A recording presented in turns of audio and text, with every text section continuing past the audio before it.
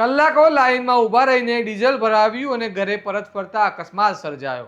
હાલ રાજ્યભરમાં ચાલી રહેલી પેટ્રોલ ડીઝલની હૈયાહોળી વચ્ચે એક દુઃખદ ઘટના સામે આવી છે, જેને સમગ્ર પંથકને શોકમગ્ન કરી દીધો છે. હળવદ તાલુકાના ચરાવડા નજીક રાજલ પેટ્રોલ પંપ પાસે વોલ્વો બસે ટ્રેક્ટરને અડફેટે લેતા ગંભીર અકસ્માત સર્જાયો અને અકસ્માતમાં ચરાવડા ગામના શૈલેષભાઈ સોનગરા, જેઓ 39 વર્ષના છે, તેમને ગંભીર ઇજાઓ પહોંચી અને તાત્કાલિક 108 એમ્બ્યુલન્સ મારફતે તેમને મોરબી હોસ્પિટલ લઈ જવામાં આવ્યા, પરંતુ તેમનું કરુણ મોત નીપજ્યું હતું.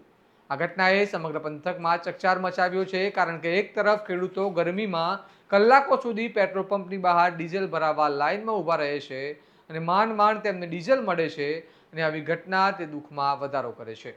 તમારું આ ઘટના મામલે શું કહેવું છે, અમને કમેન્ટમાં જણાવો અને સ્વમાનને ફોલો કરવાનું ભૂલતા નહીં. નમસ્કાર.